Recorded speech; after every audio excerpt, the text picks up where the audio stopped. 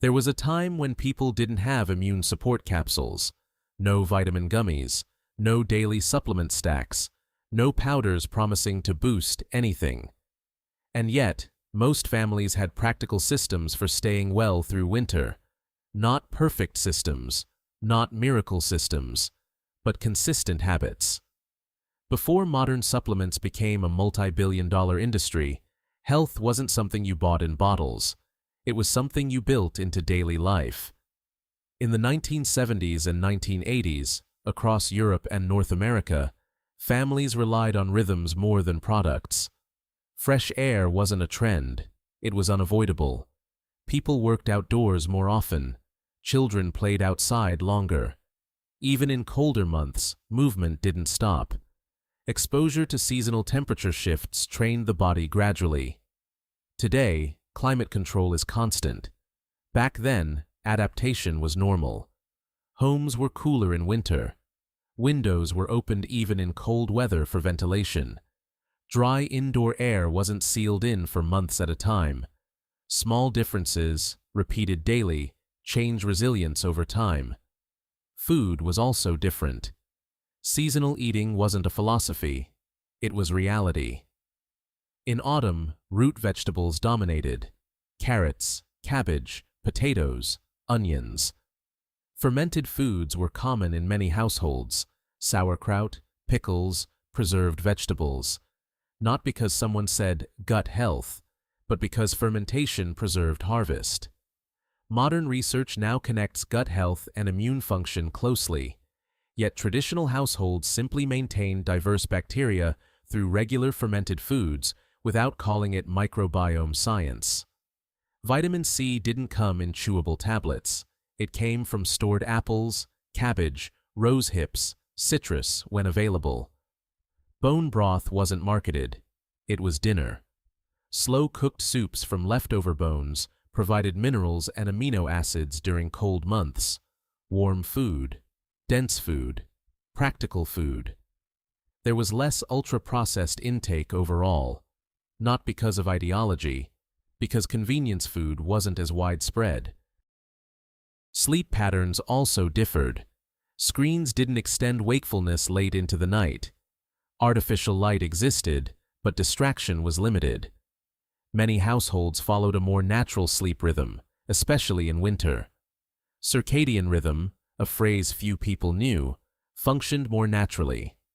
Stress existed, of course, but constant digital stimulation did not. And that matters. Chronic stress is one of the strongest suppressors of immune function.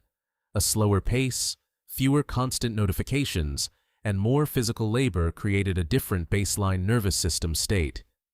The forgotten method wasn't a secret herb. It was structural. Daily movement, seasonal exposure, whole foods, fermented preservation, adequate sleep, community interaction. No miracle, just integration. If you look closely at how people lived before the era of constant supplementation, you begin to see a pattern. Health wasn't something that required constant adjustment. It wasn't optimized weekly. It wasn't tracked through devices. It was stabilized through repetition. The body adapts to what it experiences regularly. In colder climates, winter was not something avoided entirely. People still walked outdoors. They still shoveled snow. They still worked in garages, barns, backyards. The body experienced gradual temperature shifts rather than permanent climate control. That kind of mild, repeated exposure strengthens circulation and metabolic flexibility. Today, we speak about cold exposure therapy as if it were cutting edge. Decades ago, it was simply part of life. Sunlight followed a similar pattern. There were no discussions about red light panels or expensive light therapy lamps. People were outside more frequently, even unintentionally. Gardening, yard work, hanging laundry, repairing fences, walking to neighbors' houses. Sun exposure was modest but consistent. Skin produced vitamin D gradually across seasons. There were no dramatic spikes or long indoor stretches without natural light. Movement itself played a larger role than most people realize. Not intense workouts, not gym sessions, but daily physical labor, lifting, bending, digging, carrying.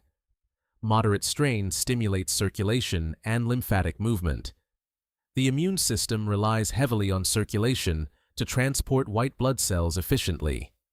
Sedentary patterns slow that process. Older generations rarely described it as lymphatic health. They simply moved more. Meals were slower. Cooking required time, so eating required time. Food was less fragmented into snacks and constant grazing. There were defined meal windows. Digestion had rhythm. Overeating was less common because highly engineered hyperpalatable foods were less available. Simpler meals meant fewer spikes in blood sugar, fewer dramatic crashes. Stable blood sugar reduces systemic stress responses, and systemic stress directly influences immune regulation. Fermentation deserves particular attention. Sauerkraut, kefir, yogurt, pickled vegetables, sourdough bread. These were not specialty health foods. They were preservation methods. Fermentation increased shelf life, improved nutrient absorption, and introduced beneficial bacteria regularly. No one spoke about microbiome diversity, yet diversity was present. Another overlooked factor was soil contact. Children played in dirt. Adults worked in gardens without gloves every moment. Soil contains diverse microorganisms. While hygiene is essential in many contexts, total sterilization reduces microbial exposure that helps train immune response. The immune system learns through contact. Over-sanitization, especially early in life, may alter that learning process. Older environments were cleaner in some ways, but less sterile overall. Community also acted as invisible reinforcement. Illness moved through neighborhoods, yes, but so did recovery habits. Families shared soups, checked on one another, helped with chores during sickness. Social connection reduces stress hormones. Lower chronic stress supports immune balance. Isolation does the opposite. Winter itself forced adjustments. Root vegetables stored in cellars provided slow-release carbohydrates. Cabbage fermented into sauerkraut provided vitamin C long after harvest. Bone broths were simmered because they were economical. Garlic and onions were used heavily because they stored well and flavored simple meals. Many of these foods contain compounds modern science now associates with immune support, but at the time they were simply practical. There was also patience. People expected minor illnesses occasionally. They rested when sick. They reduced activity. They allowed recovery rather than immediately suppressing symptoms. The body's inflammatory response is not an enemy. It is part of defense.